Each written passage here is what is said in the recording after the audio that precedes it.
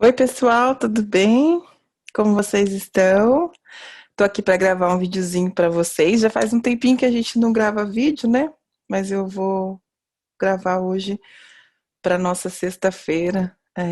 E hoje eu vou praticamente fazer o que eu falo com os pacientes, que chama-se psicoeducação, né? Ensinar vocês o que acontece com a gente no nosso desenvolvimento. Então, eu vou citar a vocês uma coisa que é importante para que vocês entendam o desenvolvimento, inclusive dos filhos de vocês, dos parceiros de vocês, da família como um geral, né?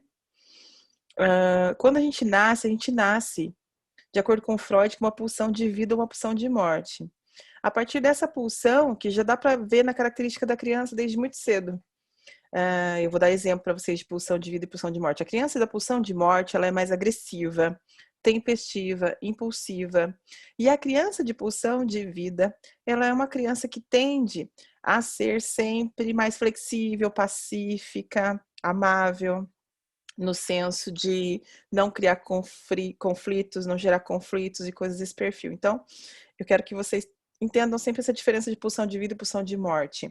Isso aí, se a gente pegar os estudos da ancestralidade, vocês vão entender que, né, lá dos primórdios, os homens das cavernas, tudo existia o homem que ia para a caça, aquele que caçava, que corria atrás da caça, né, que saía da caverna para a caça, e existia aquele que ficava para proteger quem estava na caverna.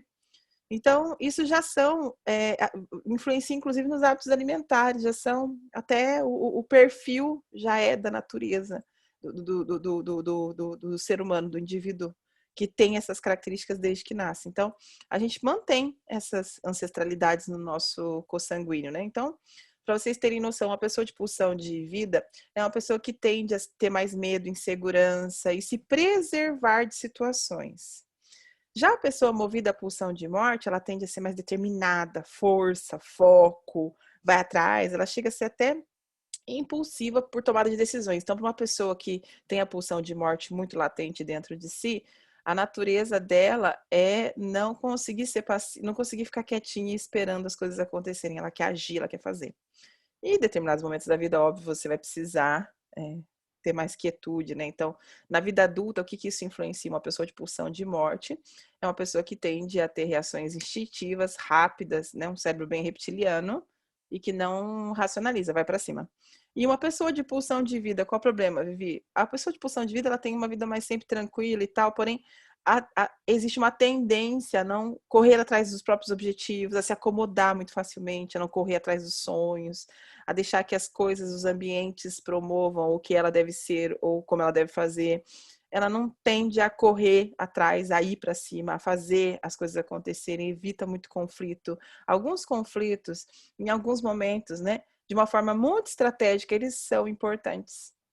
Precisa ser dirimido alguns conceitos e dúvidas. Então, o confronto, o conflito, eles em alguns momentos existem. A gente precisa aprender a lidar com eles para viver em sociedade, porque é importante. Agora, ficar conflitando, ficar confrontando todo o tempo também não é legal. Então, isso é a base do equilíbrio, o caminho do meio, né, que Buda sempre dizia. Então, eu acho que aí começa a natureza. Então, desde pequenininho já dá para você perceber a criança que é mais agitadinha, a criança que é mais calminha. Então, a pulsão de vida e de morte já se estabelece lá no nascimento, quando é pequenininho. Ainda vai se desenvolvendo, ela vai gerar um tipo de temperamento, né? Que, de acordo com os estudos, hoje eles apresentam 4 tipos de temperamento. O primeiro tipo de temperamento seria o temperamento que a gente tem, nesse temperamento, o perfil do ser humano evitador de danos, por exemplo, que é aquele que evita danos e que, por consequência, ele tende a ser mais pacífico, a fazer o que o ambiente pede para evitar confronto, briga, discussão. Então, já pequenininho também dá para ver o temperamento. Na média de uns 5 a 7 anos, 9 anos, já dá para perceber temperamentos assim bem, bem fáceis de identificar. Depois de evitador de danos, a gente tem a pessoa de persistência. É aquela criança que organiza os brinquedos, coloca os brinquedos tudo na caixinha certinho, organiza o quarto, organiza o ambiente de estudo. E essa pessoa, ela tem uma tendência muito bacana a começar e terminar tarefas, então ela precisa concluir as tarefas, ela não se sente confortável se ela não conclui as tarefas. E é bem interessante porque são pessoas que têm uma facilidade e persistência em tarefas de longa duração. Então, é um tipo de temperamento que tem essa tendência. Então, pessoas que mexem com planilhamento financeiro, balanço, coisas desse tipo, que tende a focar o começo, meio e fim. Precisa ter começo, meio e fim para poder identificar a tarefa com facilidade. Então, esse é um perfil chamado persistência, um temperamento chamado persistência, né? Uma resistência maior a tarefas de longa duração e um incômodo quando as tarefas não são concluídas. Esse é um perfil de persistência. Depois a gente tem um terceiro perfil, que é um perfil de busca de novidade. Essa criança normalmente pode ser identificada como hiperativa quando criança. Por quê? Porque ela não foca numa atividade, normalmente é impulsiva. Então, começa a brincar aqui, daqui a pouco tá brincando ali, tá brincando ali, tá brincando ali. Ela quer ver novidade. Tudo que é novo chama a atenção dela, em maior ou menor escala, mas chama a atenção. E ela tende a ser impulsiva nas reações, né? Você vai pegar uma coisa dela, ela vai e bate no outro. Então, é uma busca por novidade, tem esse temperamento de impulsividade. São grandes criadores, normalmente são pessoas líderes, são pessoas que desenvolvem, quando adulto, temperamentos de liderança. E o bacana é que são criativos demais, criam bastante coisa. Então, tem essa parte da busca por novidade, temperamento de busca por novidade. E aí tem um quarto, que é a busca por recompensa. E que, inclusive, pode ser muito criticado, porque é aquela criança que, quando pequena, ela faz uma coisa desde que ela receba algo em troca. Então, ela faz, ela faz um serviço para a mãe de casa, mas o que ela quer é que a mãe venha e dar um agrado, dar um reconhecimento. Então, são temperamentos que precisam de reconhecimento. Dependem desse reconhecimento para continuar se movimentando. Então, quando não existe esse reconhecimento, eles tendem a parar a motivação. E aí, para de fazer as coisas porque não está tendo reconhecimento. Então, se desmotiva perante o não reconhecimento, a não recompensa. E a recompensa também é alocada para outras pessoas, né? Acontece, por exemplo, de você também achar que o outro tem que ser recompensado, o outro faz algo por você, e daí você quer recompensá-lo, parece que você tem uma dívida que você tem que pagar com ele. Então, é essa sensação de dívida, sabe? Tem uma dívida para com o outro, então tem que pagar aquela dívida, alguma coisa assim. Então, a busca de recompensa seria mais ou menos esse perfil. Desses 4 temperamentos, qual você mais se identifica? Depois dessa fase dos temperamentos, que são esses 4 tipos, aí entra a fase do desenvolvimento das necessidades das crianças, que começa desde pequenininha, e à medida que as necessidades vão sendo cumpridas ou não, vai aparecendo a personalidade. Então, depois do temperamento se forma a personalidade.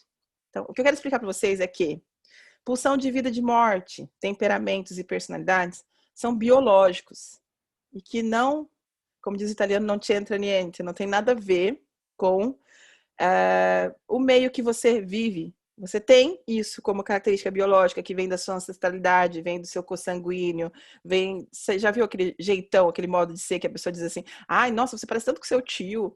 Eu tenho uma paciente dizendo que parece com a avó, mas ela nem... ela foi criada pela avó e tudo, mas assim, não teve um convívio com a avó de pequenininha, e ela parecia com a avó. Então, a tendência de parecer com algo, mesmo quando você nem teve, às vezes, o convívio de muita proximidade e aparece. Então, isso são os modelos de desenvolvimento biológico. E eu quero explicar para vocês que essa biologia vai interferir como é que você vai acessar o sistema externo de funcionamento. Então, fatos vão acontecer à sua volta, né? Atitudes, as suas atitudes perante aqueles fatos é que diz quem é você. E esse diz quem é você significa a tua personalidade, a tua biologia sistêmica.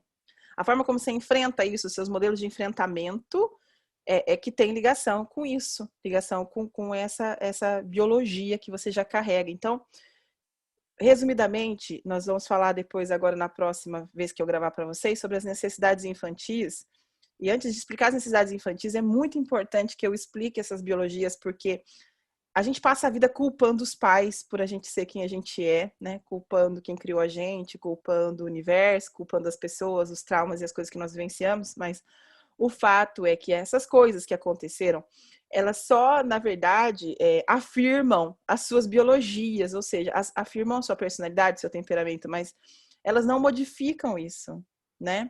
Elas não modificam quem você é, elas simplesmente criam maiores desenvolvimentos. Então, quando vocês olharem as necessidades das crianças, que eu vou apresentar para vocês agora, vocês vão perceber que são 7 características de necessidades e que pode ser que para você, quando eu te disser assim, qual é a prioridade dessas características na sua vida, você afirme características que você sente que falharam com você, né? E às vezes não é que falharam, às vezes é que a sua necessidade era maior do que o que te deram. Isso não significa que falharam com você. Às vezes até deram, mas não deram o suficiente para preencher essa necessidade sua que é biológica. Eu costumo comparar com o sistema vitamínico de corpo, né? Você já viu aquela pessoa que tem aquela baixa de vitamina X, vitamina Y, mineral X, mineral Y? O que acontece com essa pessoa? Ela tem que estar sempre repondo porque ela tem essa baixa no corpo. O corpo não absorve. A mesma coisa acontece com os sentimentos e emoções humanas. Por mais que as pessoas te deem, às vezes, aquele pocinho seu é tão, tão, tão gigante que você não sente que ele está preenchido, né? E aí a receita básica desse preenchimento é a gente se conhecer o suficiente para a gente educar a nossa emoção, educar os nossos comportamentos, educar o nosso sistema sensorial, porque isso é modelável, não é mutável, né? É modelável. Então, tem características que você vai identificar que são coisas que você precisa na sua vida e que você vai modelar, não vai mudar, tá? E aí, o que você achou dessa aula pequenininha sobre autoconhecimento? Você gostou? Me dá sua opinião, deixa seu comentário para mim, porque ele é importante para eu saber se você está entendendo a linguagem que eu estou usando, o jeito que eu estou te explicando, para que a gente possa depois começar a vir fazer os cursos de autoconhecimento, que serão gratuitos, devem ser iniciados agora. Mas eu quero te dizer que é importante que você saiba o que eu estou te dizendo, que você entenda. E que se você não entender, você me pergunte, mesmo que por mensagem, para que eu possa explicar e calibrar. Às vezes uma coisa que para mim está bem formatado, pode ser que eu não consiga dizer de uma forma que seja simples para você aplicar. Porque o que eu quero é que você aprenda algo que seja aplicável, que faça sentido ao ponto de você sentir aquilo e poder aplicar na sua vida, ok? Um beijo, fiquem com Deus, até mais.